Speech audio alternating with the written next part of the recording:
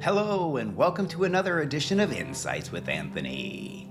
I'm Anthony Gitch. So first, my disclaimer. I'm not a doctor, a psychologist, or a psychiatrist. I am a hypnotist and control practitioner. So take what information you like and leave the rest. And while you're leaving things, please also leave a like, a thumbs up, or even better, leave a comment expressing how you feel about today's subject, even about what I've said. And today's topic is something based on a saying that a lot of people live by. It's easier to ask for forgiveness than it is to ask for permission. Well, I think that this saying is absolute malarkey.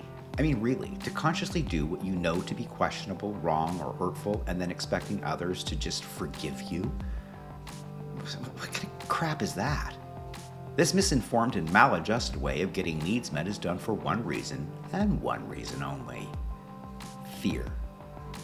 From what I've observed, people who fall back on this behavior have spent a lot of time in the back of the room being ignored. They often feel as if they are not heard or that their opinion and input isn't valued or recognized.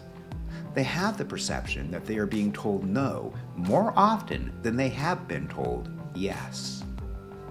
And this is where misinformation and maladjustment comes into play. And believe me when I say that I totally understand that this behavior is not done on a conscious level, but it doesn't negate it. You see, we have been taught since childhood to take the word no and to apply it internally as a negative or a personal defeat.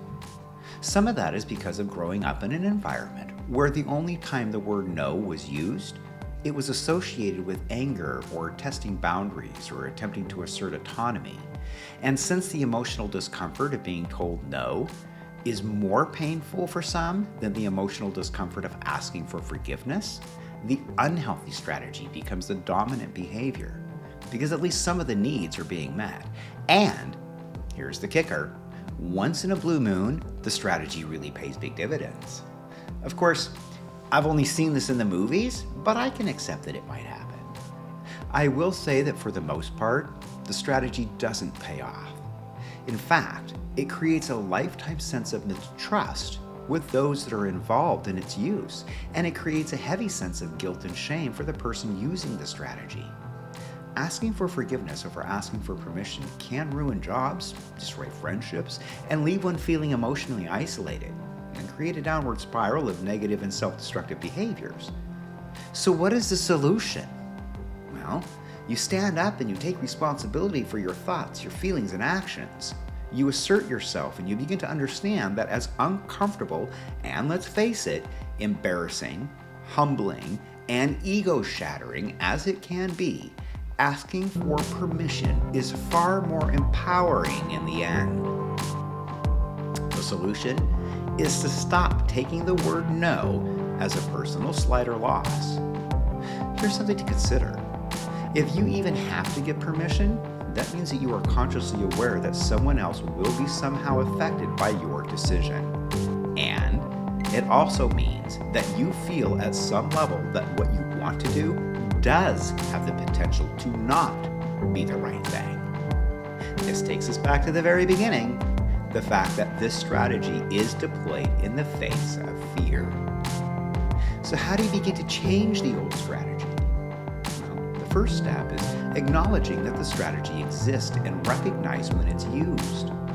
Second, when you recognize your thoughts and actions are taking you down that old familiar road, stop and consider that you are now able to consciously choose the old way or the new way, the way of integrity and respect or the way of deceit and dishonesty.